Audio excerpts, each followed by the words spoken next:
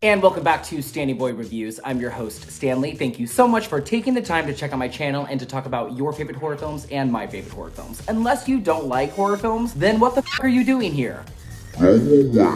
You might notice that I'm wearing my ghost face hat. You guys, Scream 6 is right around the corner and the trailer just dropped yesterday and it looks good. So much better than I could even have hoped for. I am so excited. You want me. So let's finish this.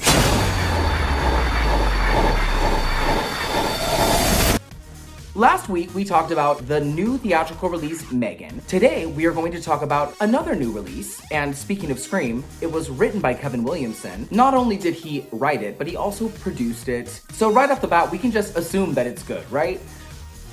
Right, it is called Sick. So buckle on up, kids, because we're just gonna get right into it. I'm already seated, you go have a seat, go grab your masks, go grab your disinfectant spray, and let's go get tested, baby. That was stupid.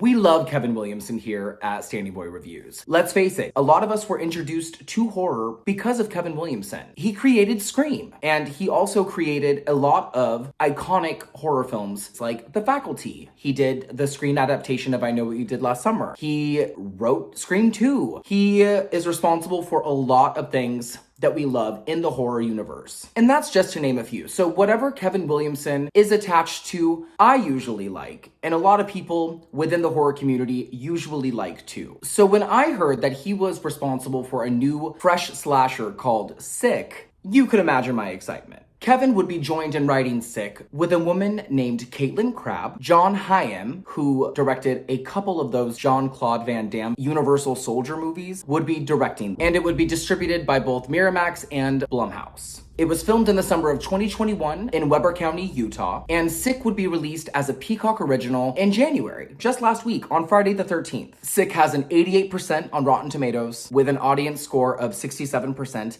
and on Letterboxd has a nice solid 3.2 rating out of 5. Not bad for a movie that should have been given a theatrical release, because let's be real, this movie deserved a theatrical release. Hard. Let's just get into it, shall we? Because there's not much to really delve into production-wise. Sick takes place in April of 2020, at the height of the pandemic, when COVID was still relatively new, and is about two best friends, Parker and Miri, who go to Parker's family lake house, which is very secluded in the middle of nowhere, to quarantine. This is incredible. Sick, and it's all ours. They're soon joined by Parker's on and off again fling DJ, who shows up very uninvited.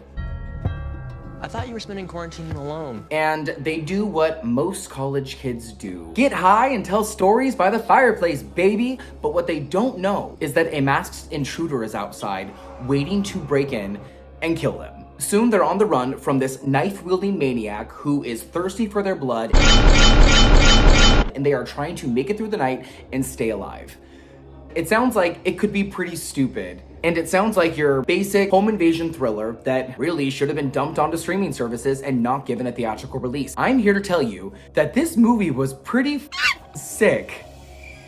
Get it?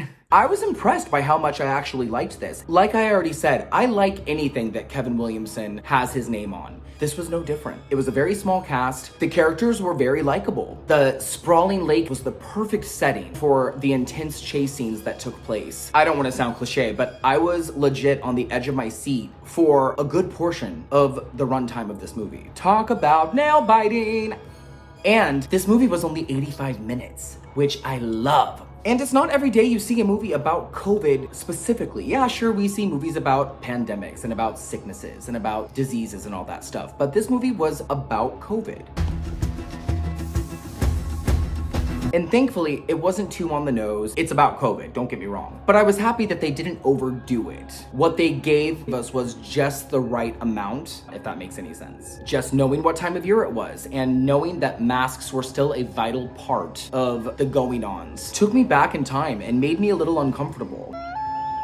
COVID was and is very real. People died. People are still dying. it's still a thing. I appreciated the commentary and I appreciated the respect that Kevin Williamson has for the story. Just the opening alone with the kid fighting over the Kleenex with the single mom, the lack of toilet paper on the shelves. Ugh. There were a few moments where I kind of felt like I was watching an unofficial Scream sequel, and I was here for it. These are the chase/stock sequences that we needed in last year's Scream sequel. Not to say that Scream 5 was lackluster. This was so intense, balls to the wall, suspenseful. I loved them. They were definitely the highlight of the film for me, and it was nice to be thrown back in time, so to speak. This reminded me of those 80s slasher movies that we all love so much, where girls are being chased by psychos wielding sharp knives.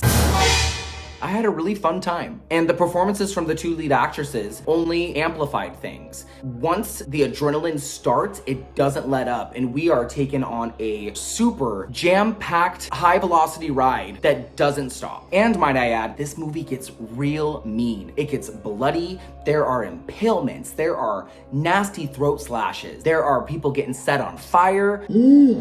It takes its title very seriously, and literally. Into it. And without giving too much away, I loved seeing Jane Addams. Just one moment.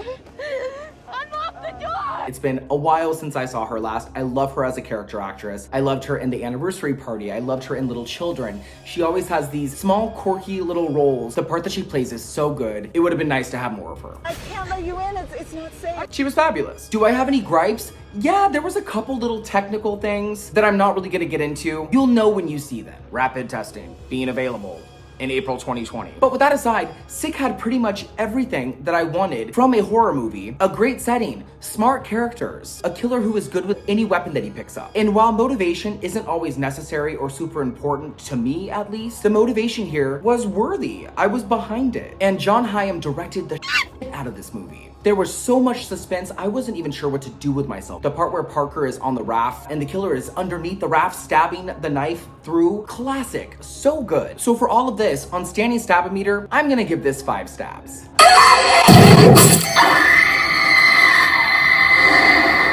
And you know, highly recommended on all levels, on all accounts. Kevin Williamson has outdone himself again. And can we talk about Gideon? Her big, beautiful eyes are meant for a movie like this. She is just so good at being scared, so good at screaming and crying and running around. She was built for a role like this. So what do you think, guys? Have you seen Sick? Do you plan on watching Sick? It's on Peacock, it's there to stream. Let me know what you think in the comments. And don't forget, I am on social media. I am on Instagram, I am on Twitter, and I am on TikTok. And also, of course, please subscribe.